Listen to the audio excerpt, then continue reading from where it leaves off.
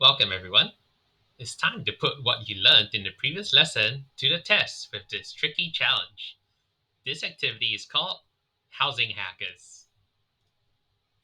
The theme for today is improving our homes. So let's start by taking a look at some homes around the world. Our first stop is the Netherlands. How many types of homes can you spot in this picture? If you said two, that's right. There are two main types. People live in those apartment buildings, and they also live in the boats along the canal. But why do you think houseboats were invented? Houseboats were created around the time period after World War II. What happens during a war? That's right, we have famine, shortage of money, and lots of buildings were destroyed. After the war, the Netherlands had no money to purchase housing or enough raw materials to build it from scratch. So, what did they do to solve this problem? That's right, they brainstormed ideas and they had lots of boats to span the Netherlands with all their canals and rivers. So, what did they do with those boats? They turned them into houseboats. Boats don't need land, so boats were more affordable than houses. How many of you would like to live in a houseboat? All right, moving on. Our next stop is somewhere a little closer to home. That's right, Thailand. Have you seen houses like these in Thailand? These are called stilt houses. Does anyone know why they're built like this?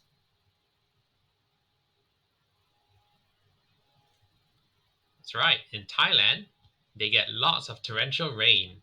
In villages, floods frequently happen. Would regular houses on the ground be safe for villagers in Thailand? Not really. If houses remain on the ground, water can flood the house, destroy furniture, appliances, and people can even drown. So, what did they do to solve this problem? That's right, they took regular houses that were on the ground and combined them with stilts and ladders. These stilts raise houses from the ground so that even if it floods, water cannot enter the houses. All right, we're moving on to our final stop here. Is this familiar to you? That's right, for our final destination, we are back in Singapore. So, Singapore didn't always have high rise flats. Many Singaporeans used to live in shop houses or stilt houses in kampongs. But Singapore is a tiny island. With more and more people living in a little island, we're running out of land to build houses. So, what did Singapore do to solve the problem? Instead of building houses side by side, one after the other, we arranged how houses were built.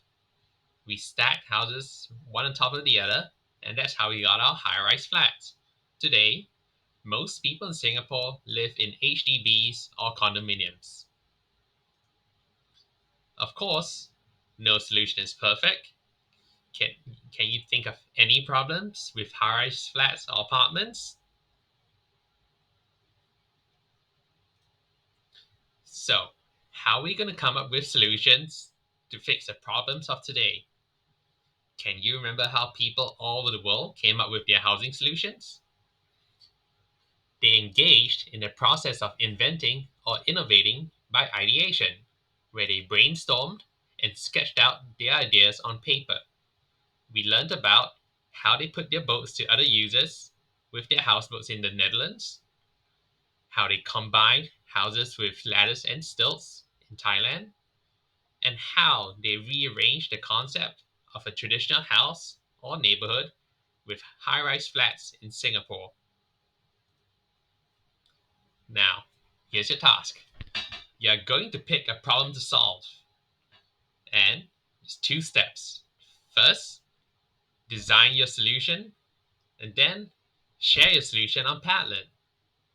You can even challenge yourself by setting a time limit of 15 minutes to complete the entire design challenge. Please feel free to design more than one solution too. We are looking forward to seeing all your Padlet posts. And here are your missions. Feel free to pause the video here so that you can get a proper look at your missions. When you think you're ready, you can commence sketching your solutions. Lastly, don't forget to post your awesome solutions on Padlet with your name. Good luck, everyone!